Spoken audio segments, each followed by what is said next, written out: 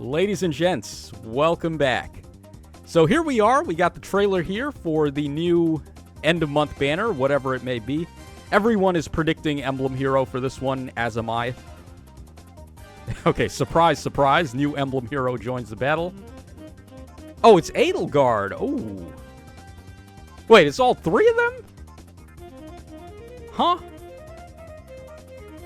That's interesting. Well, I believe the DLC ring for 3 houses included all 3 of the house leaders. I never bought the DLC for Engage, so I can't really confirm that. Maybe someone in the comment section will let me know, but I do think the 3 houses ring from the DLC for Engage included all 3 of the leaders. So they're going with Edelgard as the main, which is sure to piss off a lot of people there. We're saying Black Eagles is the main route. I guess so. Now, I'm surprised they're doing DLC rings before they finished up the main story rings. Because we still got a ton of main story rings to go. Or maybe they just wanted to do a second 3 houses Christmas, which I guess from a revenue standpoint, that makes sense. So Edelgard is going to be an axe armor type. Okay. Artwork is okay. Alright, here are her stats. 47 HP, 65 attack, 30 speed, 49 defense, and then 37 res. Okay. Oh, wow, she just moved a lot of spaces there. Black Eagle Axe, 16 might, 1 range, -1 special trigger. At start of turn and after unit Axe, if Kanto triggers, then after Kanto inflicts exposure, frozen, and defense shackle on the closest foes and foes in 2 spaces of them through the next actions. Alright, then grants all stats of 15. Neutralize foes' bonuses to attack and defense.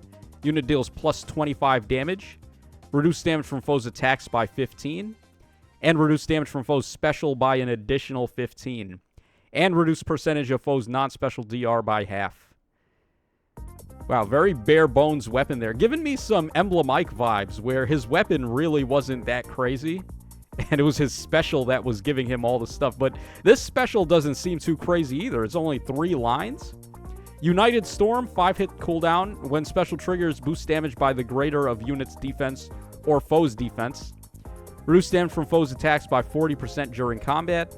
And if unit initiates combat, grants another action to unit after combat. Up to twice in a turn. Oh, okay. So you get a double gale force with this, along with boosted damage and some DR. I mean, the special is pretty good. I don't really have any complaints with that. It's just that her weapon... The main thing going here is the debuffs. Like, the actual weapon effect that she's giving with stats and true damage and true DR, that's, like, so stock standard. It's not really enough to set her apart right now. Alright, let's take a look at these passives here. Strat Flame 4. Oh, you know this is going to be a 400 SP assist, or 400 SP passive. Because the icons they've been doing lately for these new passives are so crazy. Like, you can just look at this and tell this is 400 SP. Like, they might as well give this a blue border instead of a gold border now. Because they are essentially like tier 5 skills now. Okay, so Strat Flame 4, if unit initiates combat or is in 2 spaces of an ally, grants attack and defense up 10 to unit. And unit deals plus 5 damage during combat. Reduce damage from foes' first attack by 5, including their brave attack. And then grant special cooldown charge plus 1 to unit per attack. And then if unit initiates combat, deals 7 damage to foe as combat begins. And applies Divine Vein Flame on 5 spaces in a line centered on the foe space. And on the 5 spaces behind those spaces. Ooh. For 1 turn. So, this is like Flared Sparrow again. But obviously much better because you're getting more stats. You're getting true damage, true DR, special acceleration. This one is for armored units though, right? Because she's an armored unit. The original Flared Sparrow was only available to Cavs and Flyers. So maybe this is like Flared Sparrow for your armor and infantry types. Very interesting. Okay, then we have Patience. And then we have this here, Strat Assault 4. At start of turn, if any foe is in 3 columns or 3 rows centered on unit, or if unit's HP is full, grants True Charge to unit and allies in 2 spaces of unit for 1 turn, and grants unit can move 1 extra space to unit that turn. Inflicts attack, defense, and res -4 on foes in 3 rows or 3 columns centered on unit. And those foes suffer +5 damage during combat. Wow. That is a nutty skill to give to armored units. Well, most of the time you're running armored units, you want them to be safe units. But, like, imagine you're running a ton of units with it. Like, your whole team has this passive. That's just, like, if you're running a 5-man team, that's +25 damage and then -20 to the enemy's attack, defense, and res just for existing. Like, this is a crazy drive debuff right there. All right, then True Charge. Unit can move up to 3 spaces in any cardinal direction without being affected by movement obstruction effects. Cannot move through foes or terrain that block movement. Granted movement treated as warp movement. Oh, they had that one chance right there. They could have been like, nope, warp bubble doesn't work on this. But thank God they were like, okay, warp bubble works on this. Yeah, I mean, this seems pretty good. It's kind of like a crux skill for armored units, in a way. And then it gives you bonus movement. So, yeah, very interesting. And then her Emblem Ring. Enhanced Engage Special. When special triggers, boost damage by unit's max cooldown count ×4. If unit initiates combat, grants another action to unit after combat. Triggers only when range is 1. Okay, thank God. I was worried that when they gave the Emblem Ring that was going to have the Gale Force effect, you'd be able to use it with range units, and that would have just been a complete catastrophe. So, thank God it's only for melee. But still, this is very good.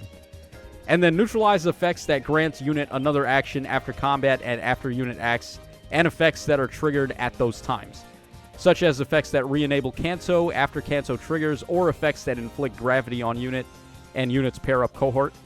Does not apply to specials like Gale Force that grant unit another action when triggered.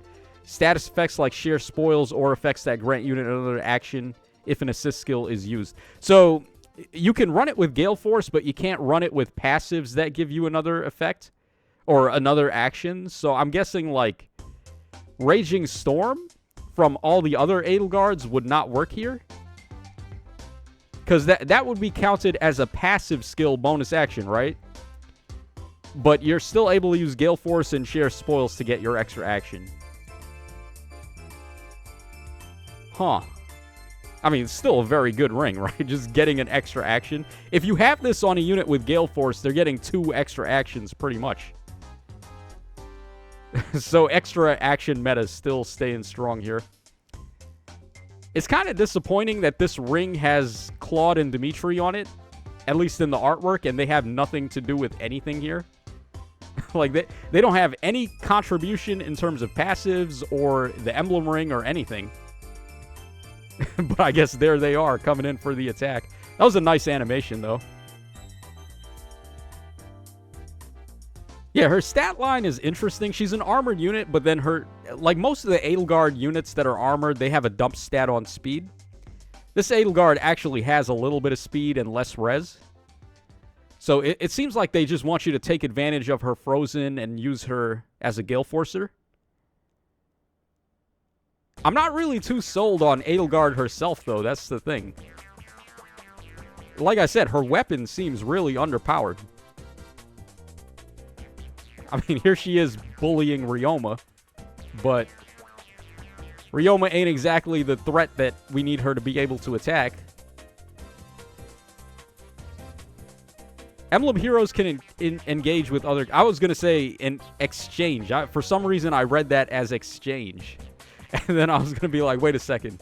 She can switch to, like, Dimitri or Claude or something? But no, that's not how it works. Alright, so here, Alir should get bonus action. Yep. And then he'll just go ahead and attack again.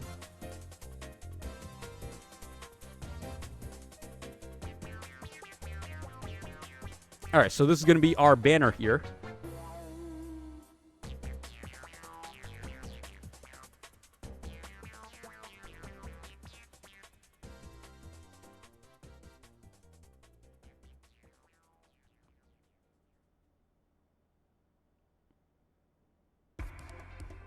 Okay, lots and lots of emblem heroes on this one. So, for green, we have Edelgard, of course. We got Legendary Diamant and then Emblem Lin.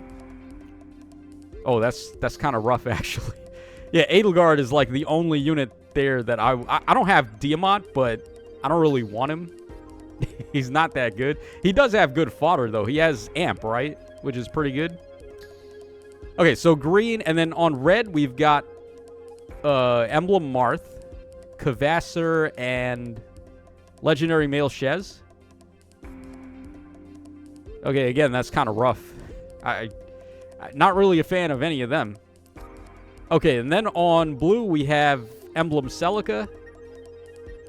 We got Mythic Hresvelger, and then, Arcane Hinoka. Yeah, finally, Air Superiority. Yeah, that's nice to see her on this banner. Okay, and then finally on colorless, we have Legendary Male Alir, Emblem Micaiah, and then Mythic Loki. I guess it's a good banner. If you're missing a lot of these emblem heroes and you're just trying to pick up some rings, then I guess the banner has value then. But if you've been keeping up and you have all of these rings already, really the only two units worthwhile here are Edelgard and Hinoka. And I'm not even too sold on Edelgard, honestly. I think it's really just her ring that I'm thinking is going to be really good here. She seems like another...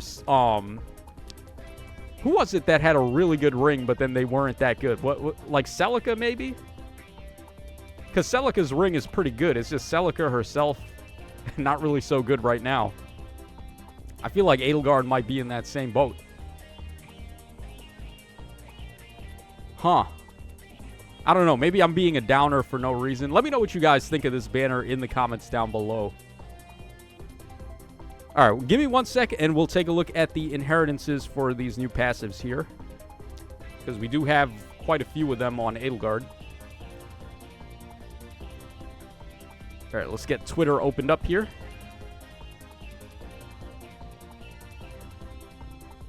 All right, here we go. So Stratflame 4 is for armor and wow, flyer?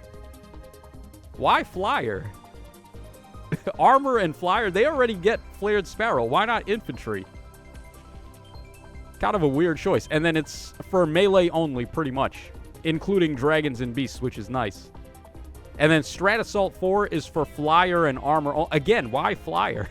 That seems really weird. And it's not like flyers need this anyway, because they have Crux skills, they have Crux Echo, they have Crux Ploy, the new one that just came out. So, like, they wouldn't really need it as much. Like, infantry could have really used this. And, of course, armors who are getting it. So, like, that's not that big of a problem. Yeah, I wish they would show how much SP these passives cost, though. That's one thing I wish they would add here to the inheritance list. But, yeah, let me know what you guys think in the comments section of the new Edelgard. Like I said, I'm thinking... I don't think she's, like, that crazy. But I do want that ring, though. So I will probably summon anyway. Green has a really bad color share. For me, I'm still missing Emblem Corrin, so I would have loved it if she was on this banner. But I think she's going to be back on the next Emblem banner. So I'm going to have to... Whatever I decide to do, I'm going to have to save some orbs for her when she comes back. Very hard to do as a free-to-play. But I'll figure something out. So hopefully you guys enjoyed the coverage here, and I will catch y'all again tomorrow for the data mines.